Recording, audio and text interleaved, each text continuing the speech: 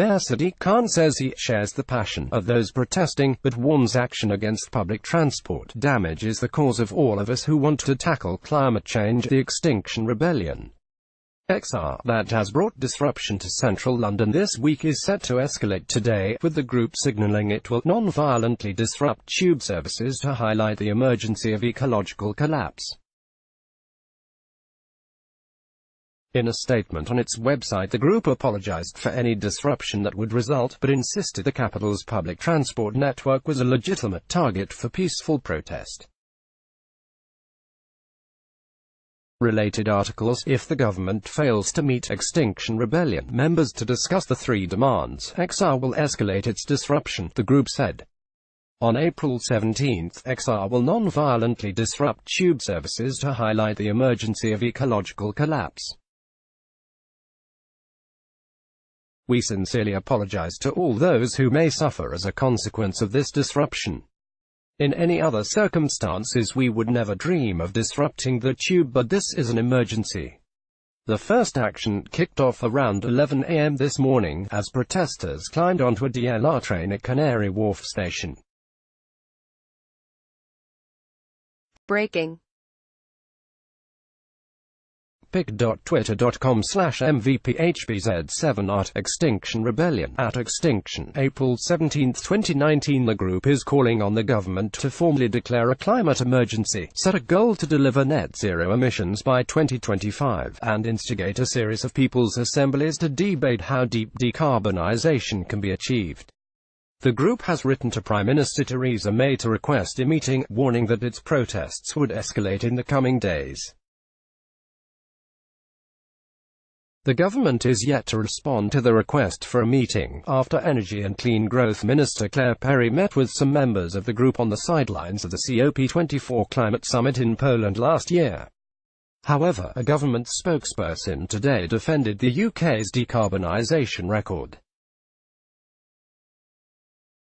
We've seen firsthand the impact climate change is having on our environment, and we share people's passion to tackle this issue and protect our planet for future generations, they said.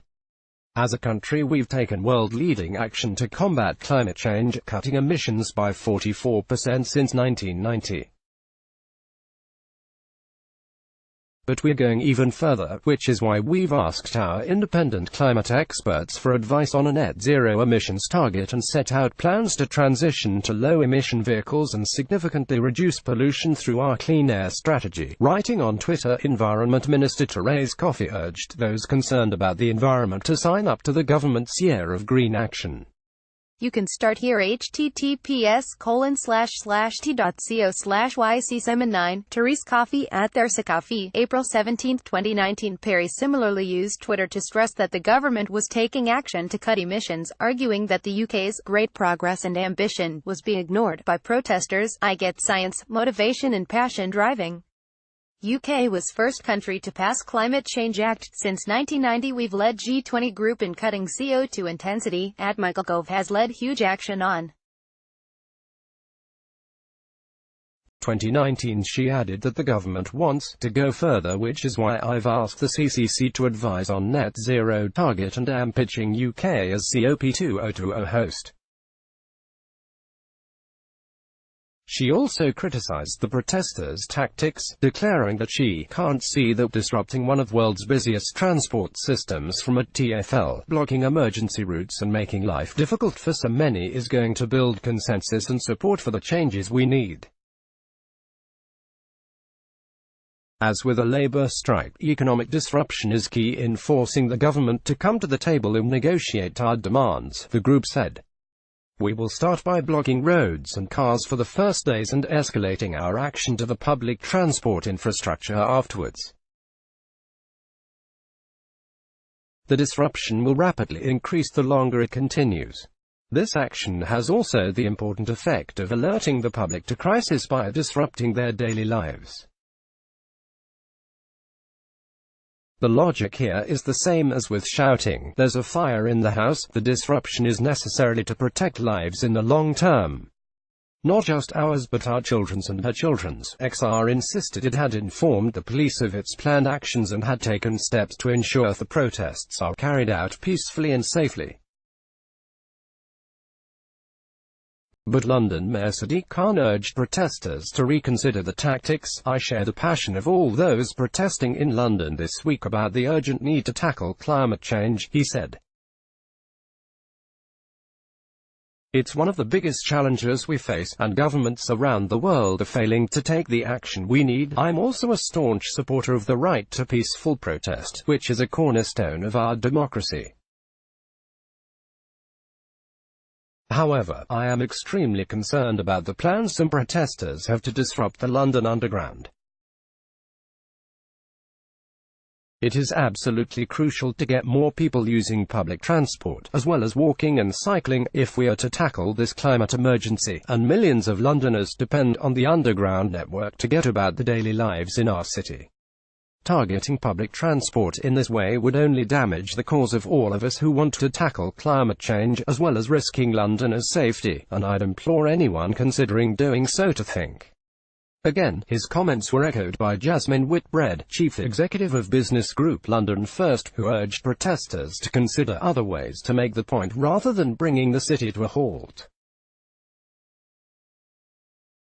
"Climate change is a critical issue and we respect people's right to protest peacefully, but disrupting the lives of ordinary Londoners trying to get to work, home and around the capital isn't the right way to win hearts and minds," she said.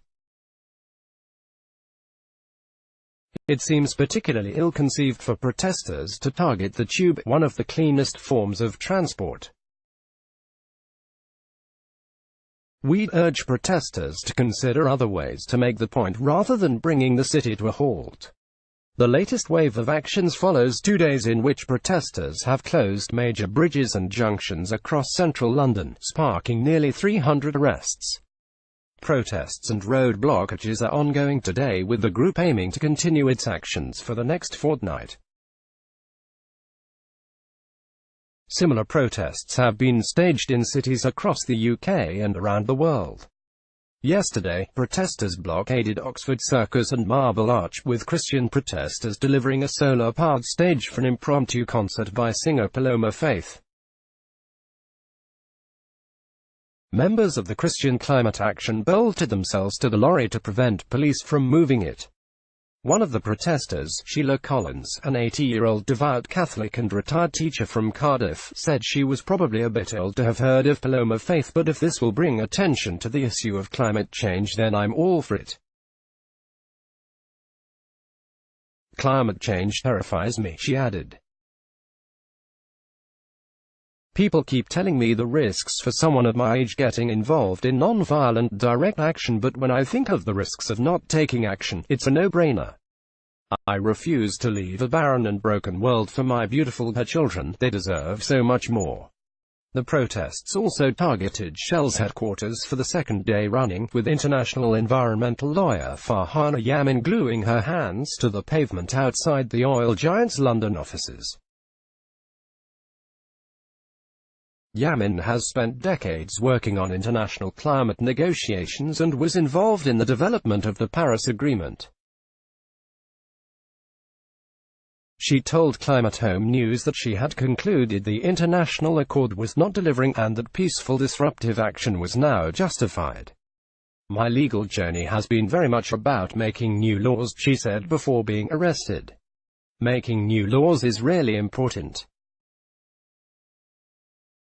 But breaking the law has become more important because of the gravity and the nature of the political crisis that is stopping these laws being good enough in the first place." Shell has stepped up investments in clean technologies in recent years and last month unveiled its first set of time-bound emissions targets.